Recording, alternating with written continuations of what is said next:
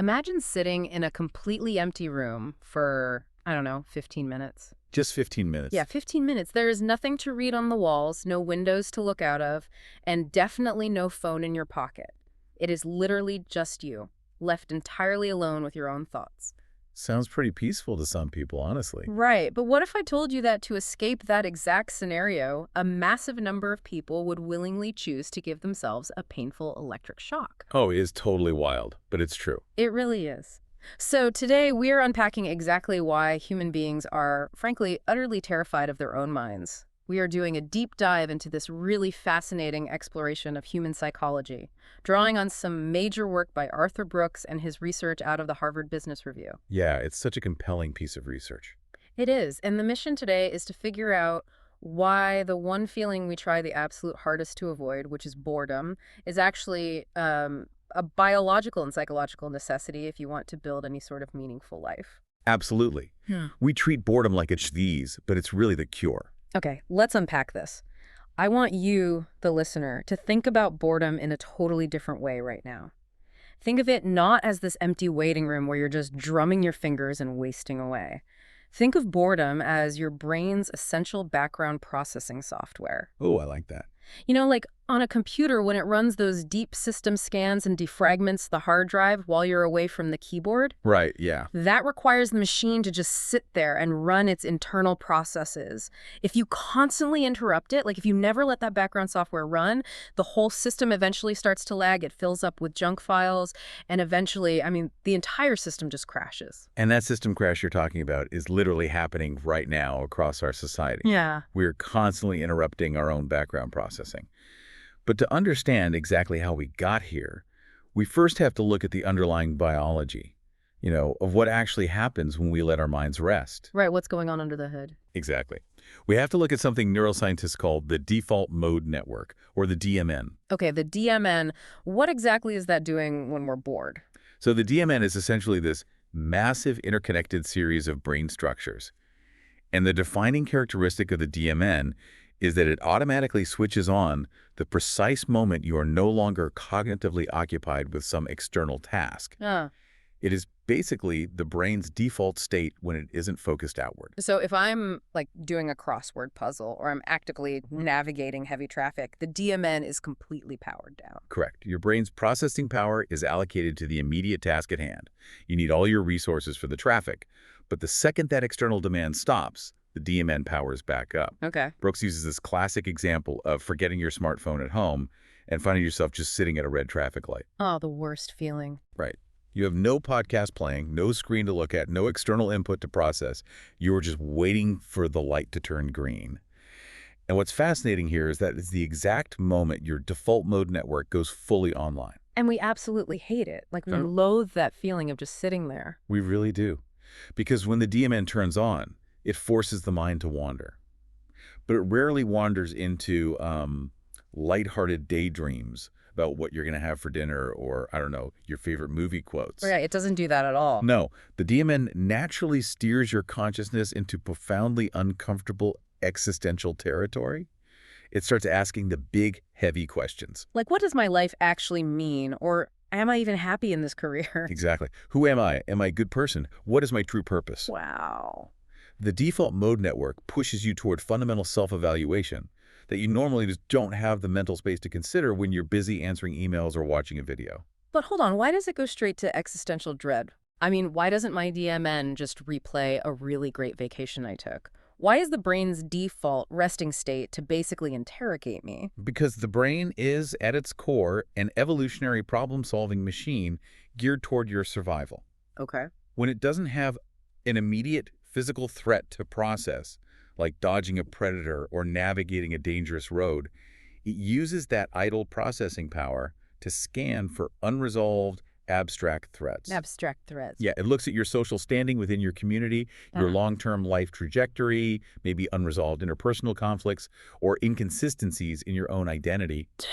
I know, it's intense. It is literally an evolutionary mechanism designed to ensure you're on the right track within your environment. So is activating the DMN kind of like, Using a mental foam roller? A foam roller. Yeah, like if you've ever used a foam roller at the gym, you know it feels mildly terrible while you're doing it. You're rolling your body weight over these painful muscle knots, and in the moment, you just want to get off the floor. Oh, absolutely. It Yeah. hurts. Right. But you also know it's the absolute only way to work out those deep underlying physical issues. Like, it hurts, but it's strictly required for long-term health. That is a perfect analogy. Yeah. Yes. And just like a foam roller, the DMN is mildly uncomfortable because it forces you to confront the types of abstract problems you can't easily get your arms around. Right. You can't just check a box and say, okay, I solved the entire meaning of my life today between 2.0 and 2.15 p.m. If only. Right. It requires wrestling with massive, heavy ambiguity. The tragedy here is, because that ambiguity is slightly uncomfortable in the short term, we tend to avoid it at all costs. We completely miss out on the long-term mental health benefits of working out those deep existential knots. Okay, so if we know those deep knots are there, the immediate question is just how far human beings will actually go to avoid the mild discomfort of working them out. And they will go very far. Here's where it gets really interesting. This is where that Harvard research comes in, specifically that legendary psychology study by Dan Gilbert. Yes. The results of that study reveal something profound about human nature. It's wild. Let's really look at the setup of this experiment. Gilbert and his team took regular participants and placed them in an empty room for exactly 15 minutes. Just 15 minutes. Just 15 minutes. The instructions were incredibly simple. Sit in the chair, stay awake, and do absolutely nothing. No phones, no books, no music playing in the background, no windows to watch people walk by outside. Nothing. Just the participant, their brain, and the four walls of an empty room. But there was one single catch. There was one item in the room they could interact with. There was a button sitting on a table in front of them, and the researchers explicitly demonstrated to the participants that if they pushed this button, it would deliver a sharp, painful electric shock to them. Yep. So you have a stark choice. Sit there, let your DMN run wild, and let your mind wander for 15 minutes, or physically electrocute yourself. And the stunning result, which Brooks highlights to emphasize just how much we despise our own default mode network, is that a substantial majority of the participants chose to repeatedly shock themselves. That is insane to me. They willingly opted for a painful jolt of electricity rather than sit alone with their thoughts and do nothing. I can't wrap my head around someone pressing that button. Why on earth is literal physical pain preferable to just sitting in silence for a quarter of an hour? Are our own thoughts really that terrifying? It sounds absurd until you map it onto the brain's processing mechanics. Physical pain is immediate, it's tangible, and most importantly, it's a highly demanding external cognitive task. Oh, I see. When you shock yourself, your brain's processing resources instantly rush outward to process the physical sensation of pain. Threat detected, assess the physical damage. Right. The moment that happens, the DMN shuts off entirely. What this proves is that we so desperately want to avoid the existential, ambiguous questions triggered by the default mode network that we will literally utilize self-inflicted physical pain as an escape hatch. Wow, we would genuinely rather hurt ourselves than reflect on ourselves. Because the work of finding meaning is incredibly taxing. It's the foam roller. Without any external distractions, the people in that room found the psychological pressure of their own unexamined lives so overwhelming that a jolt of electricity was a welcome, concrete distraction. A distraction from themselves. Exactly. It gave their brains a specific, tangible problem to solve instead of an abstract one. That is incredibly dark, but it perfectly explains human behavior over the last 2 decades. Since we now know that human beings are neurologically wired to prefer a literal electric shock over boredom, it makes total sense why we universally adopted a pain-free, pocket-sized escape hatch the very second it was invented. Yes, the smartphone. It is the ultimate frictionless anti-boredom machine. It really is. It provides a constant, never-ending stream of external cognitive tasks. And Brooks argues that modern society has used this device to almost completely eliminate the default mode network from our daily lives. Think about your own daily habits for a second, right? You probably pull out your screen even when you only have a 15-second wait at a street corner. Oh, all the time. You're waiting to cross the street, the walk sign hasn't turned green yet, you feel that tiny, imperceptible gap in stimulation, and boom, your hand just automatically reaches into your pocket. And every single time you do that, you are actively shutting down the DMN. You are pressing the shock button, but instead of physical electricity, you're getting a rapid-fire hit of digital distraction, like a tiny spike of dopamine. Right. Brooks identifies this cycle as the doom loop of meaning. The doom loop of meaning. That's a great phrase. Walk us through the actual mechanics of that loop. Well, it functions exactly like a short circuit in a machine. The default mode network turns on during a brief idle moment, and it begins to boot up those big, meaning-making questions. But those questions trigger a mild sense of psychological unease.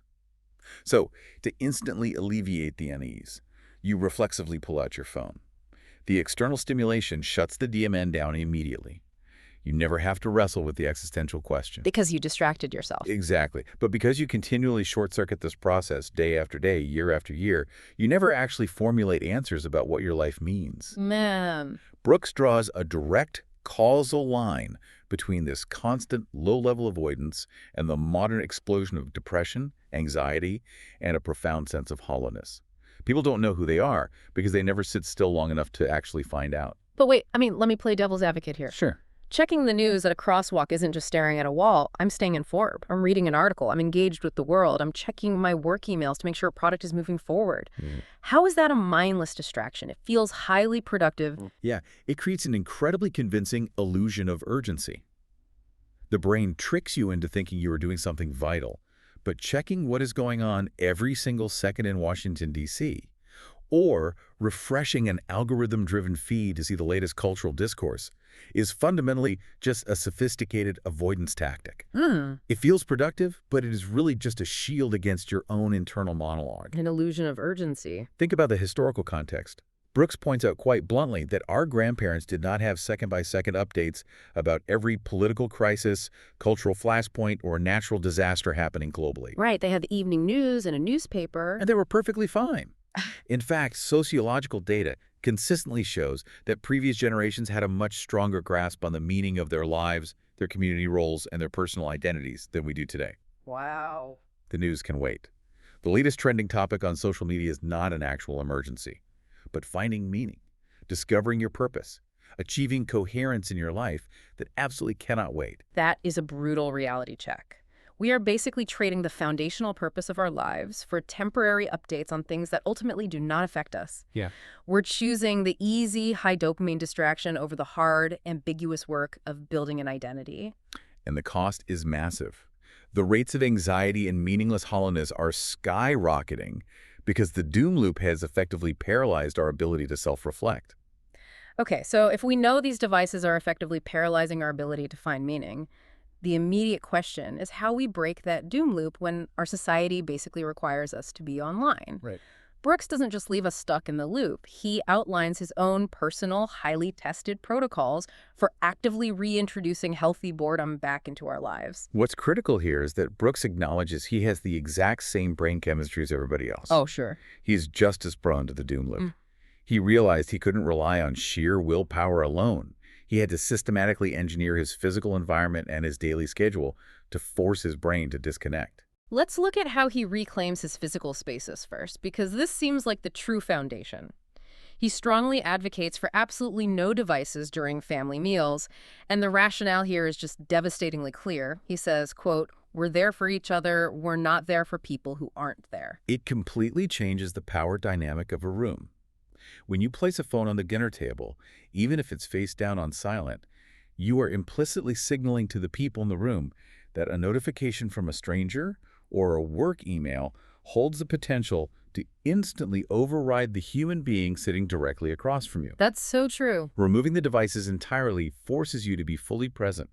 It forces you to sit with the discomfort of real, unfiltered human interaction, which sometimes includes awkward lulls and, yes, boredom. And he extends this spatial boundary to the bedroom, too.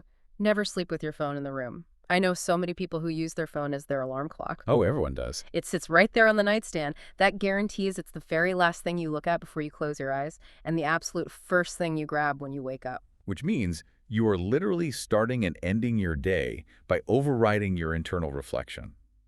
Those transitional moments of waking up and falling asleep are prime time for the default mode network to consolidate memories and ponder the day. By moving the phone out of the bedroom, you physically reclaim that cognitive space for your own mind. Okay, so that handles the physical spaces. But he also tackles reclaiming our time with a strict no device policy after 7:0 p.m. and engaging in regular, prolonged digital detoxes where you just go without screens entirely. Yeah, screen cleanses. And Brooks is very honest about the biological reality of trying to execute this. When you first initiate a screen cleanse, it is not going to feel like a peaceful meditation retreat. Far from it. He describes the initial psychological feeling as children screaming in your head. Children screaming in your head? That's terrifying. It sounds extreme, but it's neurologically accurate. Yeah. That screaming is your dopamine system throwing a massive tantrum. Your brain has been rigorously trained by algorithms to expect a rapid hit of dopamine every single time it registers a twinge of boredom. You have conditioned a Pavlovian response. When you suddenly cut off that digital supply, the brain's dopamine baseline drops dramatically and it panics.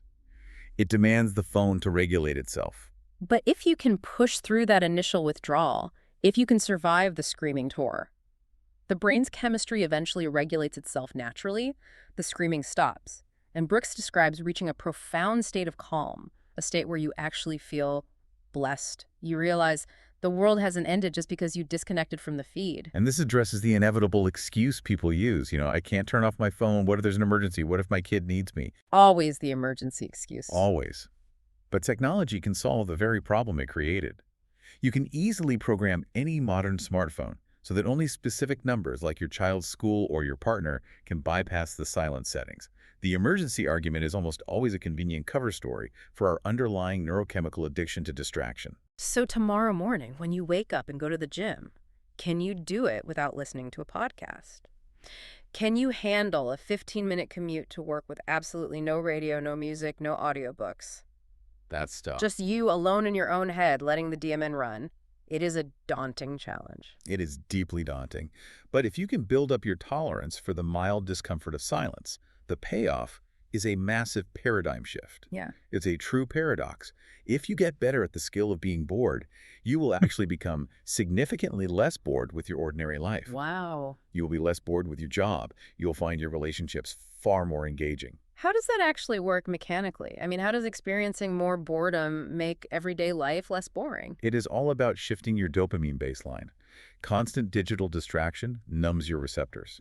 When you are constantly bombarding your brain with high dopamine inputs from algorithms designed by thousands of engineers to capture your attention, the subtle, quiet joys of ordinary life simply cannot compete. That makes total sense. A regular conversation with a friend, a walk in the park, the quiet satisfaction of finishing a project, they seem incredibly dull by comparison.